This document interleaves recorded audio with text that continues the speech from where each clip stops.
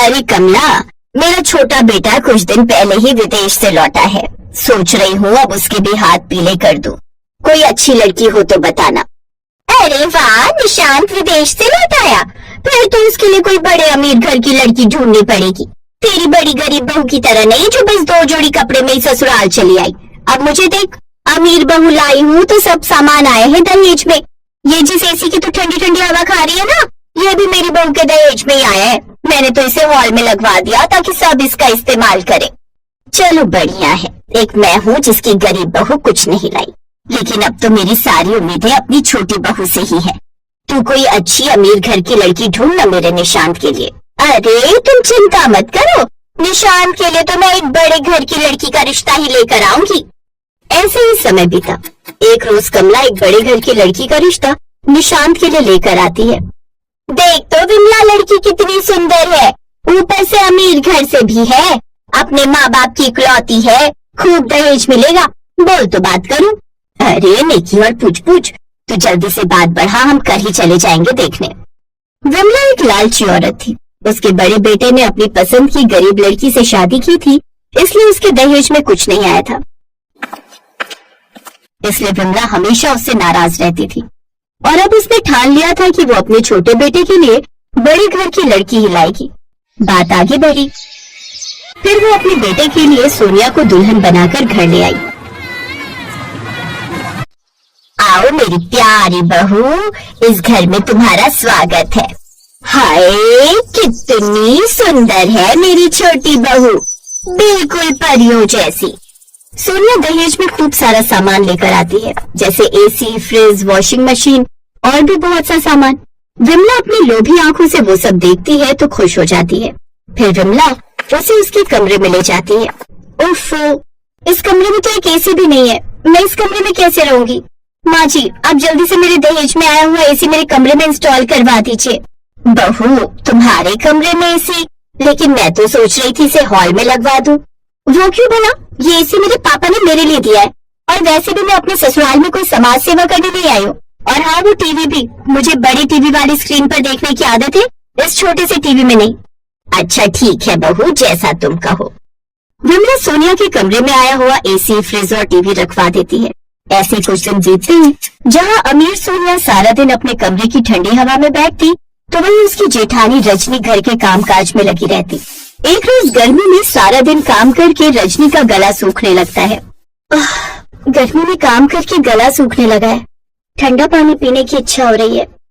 रजनी सोनिया के कमरे में जाकर फ्रिज से पानी निकालकर पीने लगती है। ठंडा पानी पीकर कितना सुकून मिला है। लेकिन तभी सोनिया बाहर से शॉपिंग करके आ जाती है। ठंडा पानी तो बड़े मजे से पिया जा रहा है, लेकिन जरा मेरा कमरा तो देखो कितनी बुरी तरह फैला है, इसे ही साफ कर देती। देवरानी जी मैं। हाँ, तुम कर भी दोगी तो क्या चला जाएगा तुम्हारा। ठीक ही तो कह रही है छोटी बहू, वो बेचारी शॉपिंग करके थक कर आई है, तो तुम उसका कमरा साफ कर दोगी तो कौन सा गुनाह हो जाएगा। चल अब जल्दी से इसका कमरा साफ करके झाड़ू लगा दे, और हाँ, फिर फिनाइल डालकर पोछा भी लगा देना। जी माँ जी। सोनिया को अपनी अमीरी और सुंदरता पर बड़ा घमंड था, तो वहीं रजनी दिल की बहुत अच्छी थी, लेकिन उसकी ये अच्छाई किसी को नजर नहीं आती और उसकी सास हमेशा उसको बुरा भला सुनाती रहती। एक रोज सोनिया सज धज कर तैयार होकर फिल्म देखने जा रही होती है। उसे देख रजनी ने कहा, देवरानी जी, मुझे भी बड़े दिन हो गए बाहर गए हुए, और मैंने तो आज तक सिनेमा हॉल भी नहीं देखा। अगर आपको बुरा ना लगे तो क्या मैं भी आपके साथ चलूं? तुमने अपनी शक्ल भी देखी है, ऊपर से कपड़े तक पहनने का सेंस तो है नहीं तुम्हें।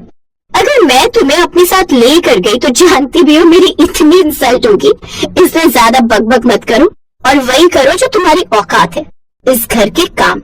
सोनिया के चिल्लाने की आवाज सुनकर विमला वहां जाती है। क्या हुआ? मेरी अमीर बहू गुस्सा क्यों हो रही है? फिर सोनिया विमला को सारी बात बताती है। ये सुनकर विमला को गुस्सा आ जाता है। तेरी हिम्मत कैसे हुई छोटी बहू से ऐसा कहने की? अरे तूने अपनी काली शक्ल देखी भी है? ना जाने वो कौन सी मनहूस घड़ी थी जो मैं तुझे अपने घर की बहू बना कर ले आई। चल जा, घर में इतने सारे काम पड़े हैं, उन्हें खत्म कर, फिल्म देखने जाएगी मनहूस कहीं की। रश्मि रोते हुए वहां से चली गई और घर के काम करने लगी। गरीब और काली रजनी के साथ हमेशा ऐसे ही होता था। ऐसे ही समय बीतता है। कुछ समय बाद दोनों बहुओं का जन्मदिन आने वाला था। उन दोनों का बर्थडे एक ही दिन आता था। विमला अपनी छोटी बहू के लिए महंगी सी साड़ी लेकर आती है। ये ले सोनिया बहू, तेरा इस घर में पहला जन्मदिन है ना, तो उस दिन तू ये साड़ी पहन लेना। ये साड़ी माँ जी? क्यों, पसंद नहीं आई क्या? सोनिया बुरा सा मुंह बनाते हुए कहती है। नहीं, इतनी बुरी भी नहीं है। लेकिन वो क्या है ना, शादी के बाद ही मेरा पहला बर्थडे है ना, तो डैड ने मेरे लिए स्पेशल चांदी का सूट बनवाया है एक महंगे फैशन डिजाइनर से, तो इस बार तो मैं वही पहनूंगी। हे राम, चांदी का सूट, फिर तो मेरी बहू उसमें बिल्कुल परियों जैसी लगेगी। घर के कामों में लगी हुई रजनी उनकी बातें सुन रही थी। उसे ये जानकर बहुत बुरा लगता है कि उसकी सास उसके लिए कुछ भी नहीं लाई। जन्मदिन तो मेरा भी है, लेकिन माँ जी मेरे लिए आप कुछ नहीं लाई। अगर एक सस्ता सा सूट मेरे लिए भी ले आती तो मुझे कितना अच्छा लगता। ए काली कलूटी गरीब कहीं की, तुझे कितनी बार समझाया है तू इस घर की नाम की बहू है, लेकिन औकात तेरी नौकरानियों जैसी है।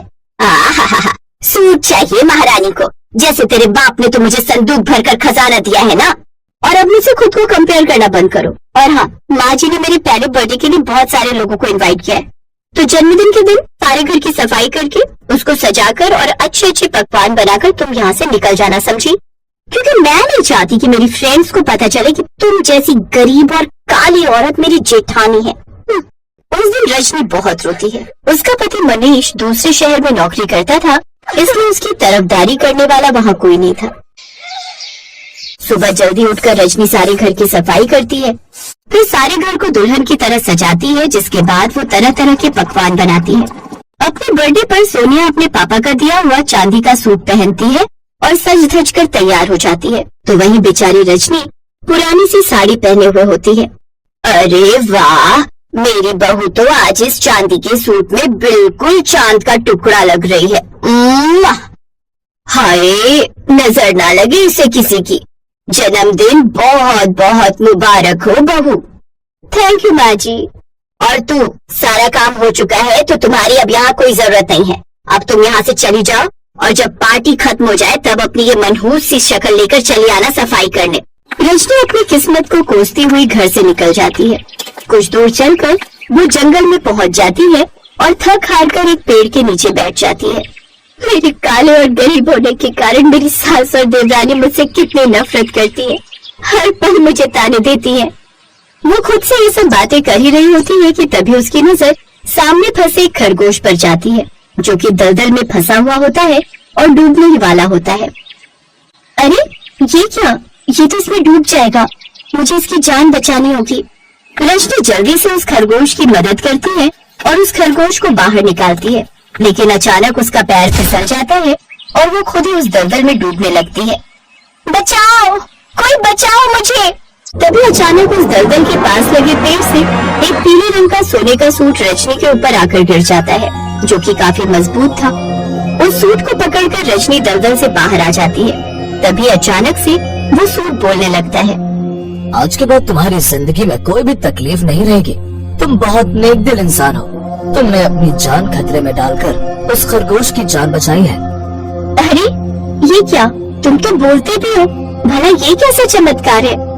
हाँ, मैं एक जादुई सोने का सूट हूँ जो परिलोक से आकर इस पेड़ पर फंस गया था और तभी आजाद हो सकता था जब मैं किसी नेक दिल इंसान की मदद करूँ और उसके पास ही रहूँ।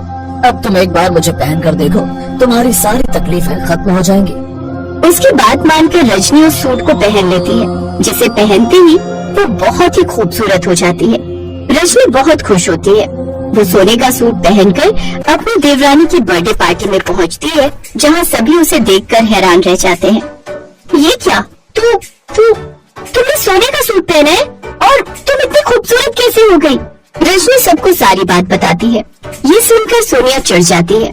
अब उस सोने के सूट की मदद से रजनी खुद का बड़ा घर बना लेती है, जिसमें ऐशो आराम की हर चीज होती है। अब उस घर में वो अपने पति के साथ खुशी खुशी रहती है।